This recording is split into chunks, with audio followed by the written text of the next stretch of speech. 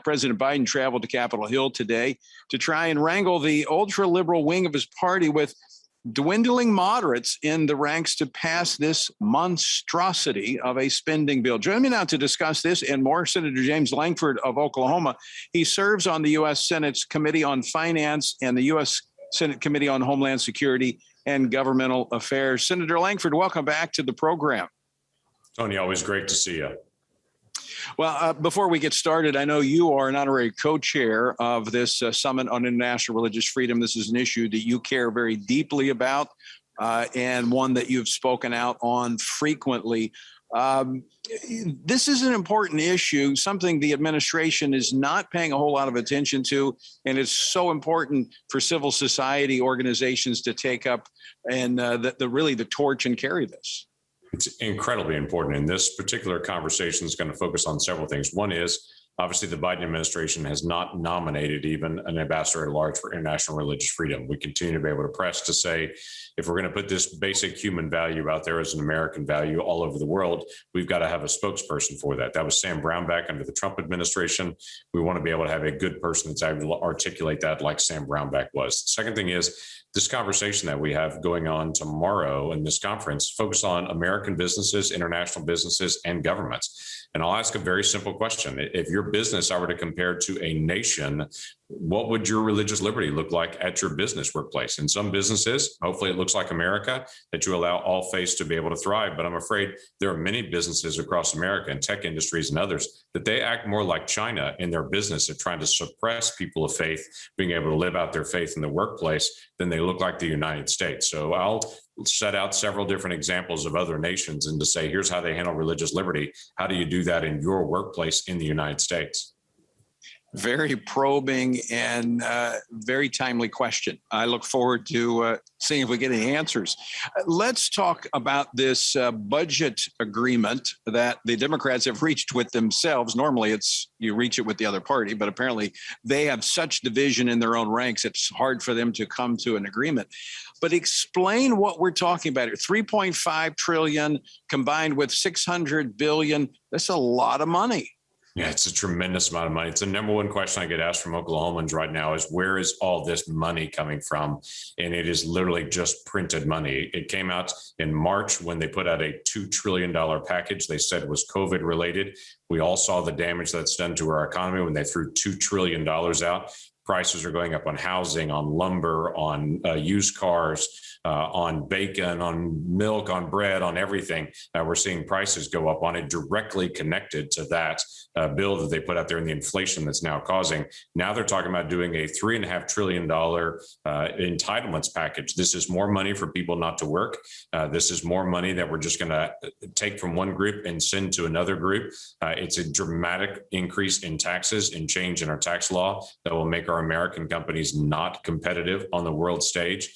So this is no so small, simple thing. To tell you how big it is and how far left it is, when Senator Schumer made the announcement on the floor of the Senate, the two people he brought with him to be able to make the announcement were Bernie Sanders and Elizabeth Warren, and they were giddy about this transformational package they're putting out. If there's any package that I can say does a hard left lurch towards socialism, it is this package that dramatically changes our tax law, does redistribution of wealth, and dramatically overspends in our economy in a multitude of ways. And so this is the major step towards socialism that Senator Sanders and Senator Warren are so excited about. So, Senator Lankford, is this spending above and beyond the normal budget? It is actually. So the quote unquote normal budget is usually a little over $4 trillion for the entire year. That proposal is almost $6 trillion from President Biden, plus this additional $2 trillion they've already spent, plus an additional $4.5 trillion, plus, as you mentioned before, an additional $600 billion on infrastructure. We're pushing well in excess of spending $12 trillion in a year to be able to lay this out. It is so far beyond rational and normal. The numbers are so big. I think they're at the spot to say after COVID, no one's going to notice big numbers anymore, so we can continue to be able to overspend. And they literally believe that America can't go default because we're the world's currency. So print as much as you want, tax as much as you want, and to be able to make sure that we spend as much as they want to be able to spend for the redistribution of wealth. They feel like it won't have any difference. I would tell you the American consumer, just a few months into this, already feel the difference in what's happening in inflation, what's happening in labor, what's happening in shortages. This is not just a reaction to what's happened from COVID. This is a direct reaction to the federal government overspending. Well, you mentioned the reaction to COVID. I know that one of the side effects, they said, of having the COVID virus was a brain fog. Obviously, a lot of people in D.C. Had COVID because there's a brain fog, obviously, descendant upon the city when we're talking about numbers of this magnitude, how we're ever going to pay for this. Now, there is an effort afoot to try to get a lot of this through without having to have any Republican votes whatsoever. Yeah, they're trying to do this now. Again, Tony, they came out and said, we've come to this agreement, as you said, with ourselves to be able to get this resolved. That's actually the Democrats on just the Senate Budget Committee that made this big announcement. That doesn't include all 50 Democrats that are in the Senate, nor does it include the House of Representatives. So they're trying to be able to put this big united front. I would tell you behind the scene, Senate Democrats and House Democrats are not as united as they're trying to be able to portray from just the Democrats on the Budget Committee, which if people don't know, Bernie Sanders is the one who's the chairman of the Budget Committee for the Senate. And so he's trying to put out this big united front.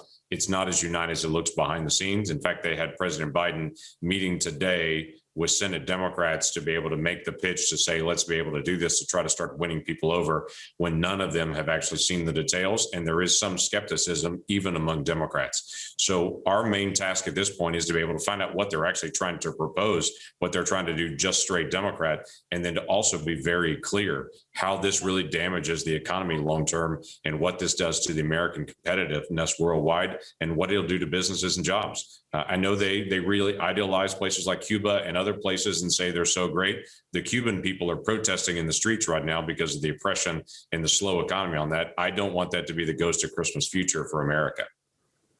Yeah, with that backdrop, it's a little hard for them to push their socialistic agenda, although it's never stopped them before. I don't want to assume anything. I've learned my 18 years in Washington here, assume nothing.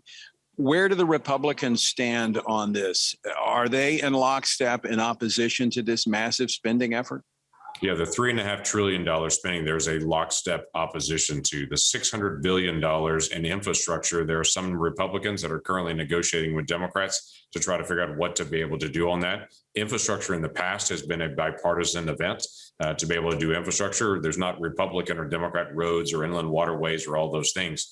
The problem is going to be the pay fors. Typically, we've been very focused on how do you actually pay for it to make sure there's not additional debt spending on infrastructure. We've yet to see what that proposal is. So there are some Democrats and Republicans talking about the infrastructure portion of it, but I don't hear a single Republican talking about this $3.5 trillion proposal. That's a giant new entitlement package. I want to shift gears to yesterday, the president making a speech in Philadelphia on election reform, trying to push H.R. 1 through, shaming Republicans for not voting at the same time, welcoming Democrats from Texas into D.C., which has become a sanctuary city, apparently, for Democrats who are performing malfeasance in office. But that's another topic. I have a short clip I want to play of his speech from yesterday. Clip number 4, please. We're facing the most significant test of our democracy since the Civil War. That's not hyperbole. Since the Civil War. The Confederates back then never breached the Capitol, as insurrectionists did on January the 6th. I'm not saying this to alarm you. I'm saying this because you should be alarmed. I don't know if you watched his whole speech. I did, but he is connecting the reform efforts in the states, that 17 states have passed legislation to address the irregularities from November to give people confidence that their vote counts. He's tying that, saying that's the greatest threat to our democracy since the Civil War. Yet the worst of that is his comment to say it's the greatest threat since the Civil War, and then to pause and say that's not hyperbole. I don't know what he's missed in the last 150 years in American history to be able to see what's really occurred in that transition, but to say that this is like the Civil War where hundreds of thousands of people died, and we had states combating against each other through all that we've gone through as a country since that time period. For him to say that states like Texas or my state like Oklahoma that added another day of early voting, that they have criticized that from Washington, D.C. to say that was racist, to say that Georgia adding additional days of voting for early voting and saying we're going to do drop-off boxes, but they have to be in secure locations where we can actually have a camera on them to make sure that they're not messed with. For him to be able to argue with the Supreme Court, where the Supreme Court's decision last week was Arizona doesn't have to do ballot harvesting. They're saying that's unjust and racist, that they're not going to allow ballot harvesting, to allow political operatives to go door to door and gather ballots, and then to be able to literally turn in boxes full of ballots on election day and say, trust me, these are all good and no one messed with them, is absurd. So this is not about race at all. This is about making voting easy, about making cheating hard, and about making sure you can verify elections when they're done. That should be the way that elections are actually done. And I think the Senate Republican leader was correct. It was irresponsible of the president to say that. Senator, we're out of time. Always great to talk with you. Thanks for joining us. Great to see you again, Tony. Thanks for what you're doing.